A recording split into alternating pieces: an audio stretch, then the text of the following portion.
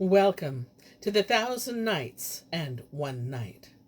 Now, when it was the 481st night, she said, "It hath reached me, O auspicious king, that when the king said, 'Abide with us this night,' the merchant replied, 'We have in the ship one to whom I have promised to entrust the care of her to none save myself, and the same is a holy woman whose prayers have brought me weal, and I have felt the blessings of her counsel.' Rejoined the king, 'I will send her some trusty men who shall pass the night in the ship and guard her and all that is with her.' The merchant agreed to this and abode with the king, who called a secretary and steward and said to them, 'Go and pass the night in this man's ship and keep it safe, inshallah.' So they went up into the ship, and seating themselves this on the poop and that on the bow, passed a part of the night in repeating the names of Allah, to whom belong majesty and might. Then quoth one to the other, 'Ho, such an one! The king bade us keep watch, and I fear lest sleep overtake us. So come, let us discourse of stories of fortune, and of the good we have seen, and the trials of life.' Quoth the other, 'O my brother, as for trials, fate parted me from my mother, and a brother of mine whose name was even as thine. And the cause of our parting was this. My father took ship with us from such a place, and the winds rose against us, and were contrary, so that the ship was wrecked, and Allah broke our fair companionship.' Hearing this, the first one asked, 'What was the name of thy mother, O brother?' And the second one answered, 'So and so,' said the elder. 'And of thy father?' said the younger, 'So and so.' Thereat brother threw himself upon brother, saying, 'By Allah, thou art my brother!' And each fell to telling the other what had befallen him in his youth, whilst the mother heard all they said, but held her peace, and impatience possessed her soul. Now when it was morning, one said to the other, 'Come, brother, let us go to my lodging and talk there.' And the other said, ''Tis well.' So they went away, and presently the merchant came back, and finding the woman in great trouble, said to her, 'What hath befallen thee, and why this concern?' Quoth she, 'Thou sentest to me yesterday night men who tempted me to evil, and I have been in sore annoy with them.' At this he was wroth, and repairing to the king, reported the conduct of his 2 trusty wights. The king summoned the twain forthwith, as he loved them for their fidelity and piety, and sending for the woman, that he might hear from her own lips what she had to say against them, thus bespake her, 'O woman, what hath betided thee from these 2 men in whom I trust?'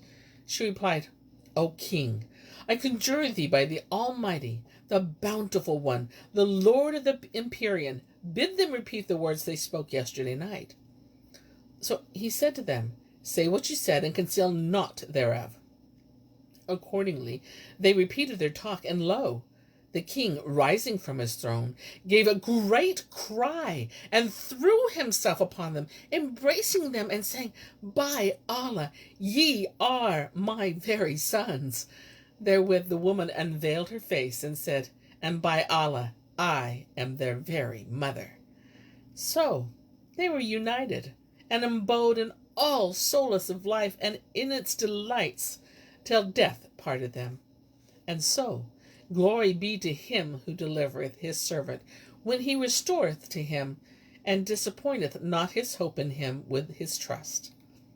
And how well saith the poet on the subject: "Each thing of things hath his appointed tide, when 'tis, O brother, granted or denied. Repine not an affliction hit thee hard, for woe and welfare are conjoint abide. How oft shall women see all griefs around, yet feel a joyance thrill what lies inside? How many a wretch, on whom the eyes of folk look down, shall grace exalt to pomp and pride? This man is one, long suffering grief and woe, whom change and chance of time hath sorely tried. The world divideth from what held he dearest, after long union scattered far and wide. But deign his Lord unite them all, and in the Lord is every good descried. Glory to him whose providence rules all, living as surest proofs for us decide. Near is the near one, but no wisdom clearer shows him, nor distant wayfare brings him nearer." And this tale is told of Abu-Al-Hasan and Abu-Jafar the leper. I had many times to Mecca, Allah increase its honor, and the folk used to follow me for my knowledge of the road and remembrance of the water stations. It happened one year that I was minded to make the pilgrimage to the holy house and visitation of the tomb of his prophet, on whom be blessings and peace. And I said to myself, I well know the way and will fare alone. So I set out and journeyed till I came to Al-Qadisha, and entering the mosque, there saw a man suffering from black leprosy, seated in the prayer niche. Quoth he on seeing me, O Abu-Al-Hasan, I crave thy company to Mecca. Quoth I to myself, I fled from all my companions, and how shall I accompany this leper? So I said to him, I will bear no man company. And he was silent at his words. Next day I walked on alone till I came to Al-Akbar, where I entered the mosque and found the leper seated in the prayer niche. So I said to myself, Glory be to Allah, how hath this fellow preceded me hither? But he raised his head to me and said with a smile, O Abu-Al-Hasan, he doth for the weak that which surpriseth the strong. I passed that night confounded at what I had seen, and as soon as morning dawned set out again by myself. But when I came to Afrat and entered the mosque, behold, there was the leper seated in the niche. So I threw myself upon him, and kissing his feet, and said, O my Lord, I crave thy company. But he answered, This may in no way be. Then I began weeping and wailing at the loss of his converse, when he said, Spare thy tears, which will avail thee naught. And Shahrazad perceived the dawn of the day, and ceased to say her permitted say. Now, when it was the 482nd night, she said, It hath reached me, O auspicious king, that Abu-Al-Hasan continued. Now, when I saw the leper man seated in the prayer niche, I threw myself upon him and said, O my Lord, I crave thy company. And he said, This may in no way be.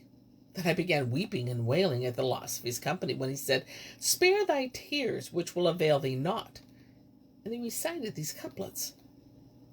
Why dost thou weep when I depart, and thou didst parting claim, and cravest union when we're ne'er shall unite the same? Thou lookest on nothing save my weakness and disease, and saidst, Nor goes nor comes, or day or night, this sickly frame. Seest not how Allah, glorified his glory ever be, deigneth to grant his slave's petition wherewithal he came? If I, to eyes of men be that only that they see, and this my body show itself so full of grief and grame, and I have not a food that shall supply me in the place, where crowds unto my Lord resort, impelled by single aim, I have a high creating Lord, whose mercies aye are hid, a Lord who hath none equal, and no fear is known to him. So fare thee safe, and leave me lone in strangerhood to wone, for he, the only one, consoles my loneliness so lone. Accordingly, I left him, but every station I came to, I found he had forgone me till I reached Al-Medina, where I lost sight of him and could hear no tidings of him. Here I met Abu Yazid al-Bastami and Abu Bakr al-Shibli, and a number of other sheikhs and learned men, to whom, with many complaints, I told my case, and they said, Heaven forbid that thou shouldest gain his company after this. He was Abu Jafar, the leper, in whose name folk at all times pray for rain, and by whose blessing prayers their end attain. When I heard their words, my desire for his company redoubled, and I implored the Almighty to reunite me with him. Whilst I was standing in Arafat, one pulled me from behind, so I turned, and behold, it was my man. At the sight I cried out with loud cry, and fell down in a fainting fit. But when I came to myself, he had disappeared from my sight. This increased my yearning for him, and the ceremonies were tedious to me, and I prayed Almighty Allah to give me sight of him. Nor was it but a few days after, when, lo, one pulled me from behind, and I turned, and it was him again. Thereupon he said, Come, I conjure thee, and ask me what thou want. So I begged him to pray for me 3 prayers. First, that Allah would make me love poverty. Secondly, that I might never lie down at night upon provision assured to me. And thirdly, that he would vouchsafe me to look upon his bountiful face. So he prayed for me as I wished, and departed from me. And indeed, Allah hath granted me what the devotee asked in prayer. To begin with, he hath made me so love poverty that by the Almighty there is naught in the world dearer to me than it. And secondly, since such a year I have never lain down to sleep upon assured provisions. Withal hath he never let me lack aught. As for the third prayer, I trust that he will vouchsafe me that also, even as he hath granted me the two precedent, for right bountiful and beneficent is his Godhead. And Allah have mercy on him, and said, Garb of fakir, renouncement, lowliness, his robe of tatters, and of rags his dress, and pallor ornamenting brow as though 'twas wanness, such as waning crescents show. Wasted him prayer through the long-lived night, and flooding tears ne'er cease to dim his sight. Memory of him shall cheer his lonely room, the Almighty nearest in nightly gloom. The refuge help such fakir is need, help e'en the cattle and the winged breed. Allah, for sake of him of wrath is fain, and for the grace of him shall fall the rain. And if he pray one day for plague to say, 'twill stay, and bait man's wrong and tyrants slay. While folk are sad, afflicted one and each, he in his mercies rich, the generous leech. Bright shines his brow as though regard his face, thy heart illumined shines by light of grace. O thou who shunnest souls of worth innate, departs thee, woe to thee, of sins the weight. Thou thinkest to overtake him while thou bearest follies, which slay thee whatso way thou farest. 'Tis what their worth, thou hast all honours showed, and tears and streamlets from thine eyes have flowed. To Qatar troubled men flowers lack their smell, and brokers keen for how much clothes can sell. So haste, and with thy Lord reunion sue, and haply fate shall lend thee aidance due. Rest from rejection and estrangement stress, and joy thy wish, and shall choicely bless. His court wide open for the sewers dight one very God, the Lord, the Almighty Might. And they also tell a tale of the Queen of the Serpents. There was once, in days of yore, and in ages and times long gone, before a Grecian sage called Daniel, who had disciples and scholars, and the wise men of Greece were obedient to his bidding, and relied upon his learning. Withal had Allah denied him a man-child. One night, as he lay musing and weeping over the lack of a son, who might inherit his lore, he bethought him that Allah, extolled and exalted, heareth the prayer of those who resort to him, and that there is no doorkeeper at the door of his bounties, and that he favoureth whom he will without compt, and sendeth no supplicant empty away. Nay, he filleth their hands in favours and benefits.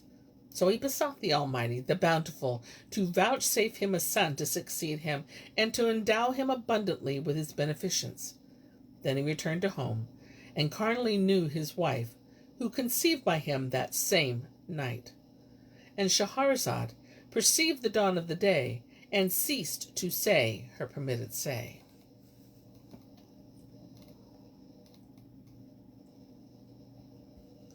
Now, when it was the 483rd night, she said, It hath reached me, O auspicious king, that the Grecian sage returned home and knew his wife, who conceived by him that same night. A few days after this he took ship for a certain place, but the ship was wrecked, and he saved himself on one of her planks, while only 5 leaves remained to him of all the books he had. When he returned home, he laid the 5 leaves in a box, and locking it, gave the key to his wife, who then showed big with child, and said to her, Know that my decease is at hand, and that the time draweth nigh for my translation from this abode temporal to the home which is eternal. Now thou art with child, and after my death wilt happily bear a son. If this be so, name him Hasib Karim al-Din, and rear him with the best of rearing. When the boy shall grow up and shall say to thee, What inheritance did my father leave me? Give him these 5 leaves, which when he shall have read and understood, He will be the most learned man of his time. Then he farewelled her, and heaving one sigh, departing the world, and all that is therein, the mercy of Allah the Most Highest be upon him. His family and friends wept over him, and washed him, and bore him forth in great state, and buried him, after which they wended their ways home. But few days passed ere his widow bare a handsome boy, and named him Hasib Karim al-Din, as her husband charged her. And immediately after his birth, she summoned the astrologer, who calculated his ascendants, and drawing his horoscope, said to her, Know, O woman, that this birth will live many a year, but there will be a great peril in the early part of his life, wherefrom an he escape, he will be given the knowledge of all the exact sciences. So saying, they went their ways. She suckled him 2 years, then weaned him, and when he was 5 years old, she placed him in a school to learn his book, but he would read nothing. So she took him from school and set him to learn a trade, but he would not master any craft, and there came no work from his hands.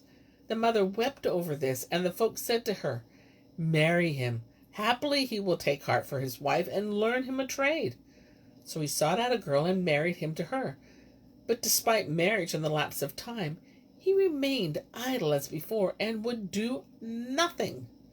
One day, some neighbors of her, who were woodcutters, came to her and said, Buy thy son an ass and cords and an axe, and let him go with us to the mountains, and we will all of us cut wood for fuel. The price of wood shall be his and ours, and we shall provide thee and his wife with his share. When she heard this, she joyed with exceeding joy, and bought her son an ass and cords and hatchet. Then carrying him to the woodcutters, delivered him into their hands, and solemnly committed him to their care. Said they, Have no concern for the boy. Our Lord will provide him. He is the son of our sheikh. So they carried him to the mountain, where they cut firewood, and loading their asses therewith, then returned to the city, and selling what they had cut, spent the monies on their families. This they did on the next day, and the third, and ceased not for some time, till it chanced one day, a violent storm of rain broke over them, and they took refuge in a great cave, till the downfall should pass away. Now Hasib Karim al-Din went apart from the rest into a corner of the cavern, and sitting down, fell to smiting the floor with his axe. Presently he noted that the ground sounded hollow under the hatchet, so he dug there a while, and came to a round flagstone with a ring in it. When he saw this, he was glad, and he called his comrades the woodcutters. And Shahrazad perceived the dawn of the day, and ceased to say her permitted say.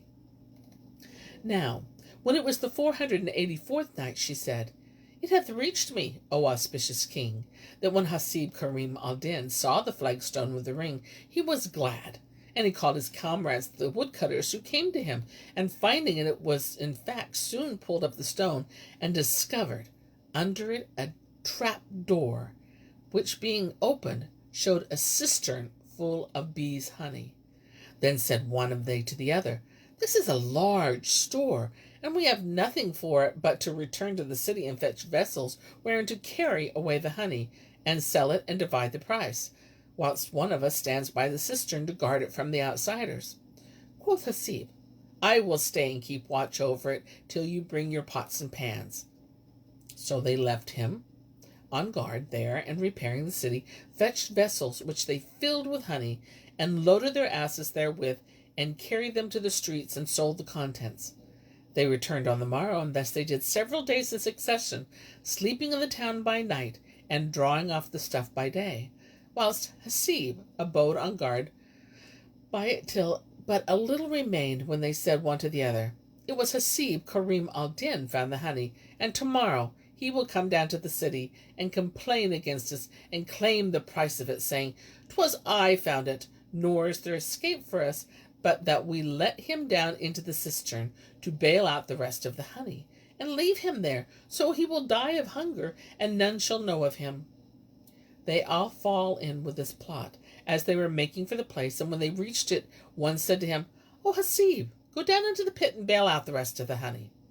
So he went down and passed up to them what remained of the honey, after which he said to them, "Draw me up, for there is nothing left." They made him no answer, but loading their asses went off to the city and left him alone in the cistern. Thereupon he fell to weeping and crying, "There is no majesty and there is no might save in Allah the glorious, the great." Such was the case.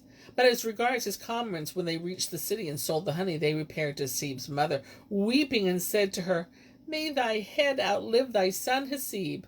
She asked, "What brought about his death?" And they answered, "We were cutting wood on the mountain top, when there fell on us a heavy downfall of rain, and we took shelter from it in a cavern. And suddenly thy son's ass broke loose and fled into the valley. He ran after it. Turned where we came upon, there came a great wolf, who tore thy son in pieces and ravined the ass." When the mother heard this, she beat her face and strewed dust on her head and fell to mourning for her son, and she kept life and soul together only by the meat and drink which they brought her every day. As for the woodcutters, they opened them shops and became merchants, and spent their lives in eating and drinking and laughing and frolicking. Meanwhile, Hasib Karim al-Din, who ceased not to weep and call for help, sat down upon the cistern edge, when, behold, a great scorpion fell down on him. So he rose and killed it. Then he took thought and said, "The cistern was full of honey. How came this scorpion here?" Accordingly he got up and examined the well right and left, till he found a crevice from which the scorpion had fallen, and saw the light of day shining through it. So he took out his woodman's knife and enlarged the hole till it was as big as a window, when he crept through it, and after walking for some time, came to a vast gallery, which led him to a huge door of black iron, bearing a padlock of silver, wherein was a key of gold. He stole up to the door, and looking through the chink, saw a great light shining within. So he took the key, and opening the door, went on for some time, till he came to a large artificial lake, wherein he caught sight of something that shimmered like silver. He walked up to it, and at last he saw, hard by a hillock of green jasper, and on the hilltop a golden throne, studded with all manner of gems. And Shahrazad perceived the dawn of the day, and ceased saying her permitted say. And so do I cease my tale for the day, until it be morrow.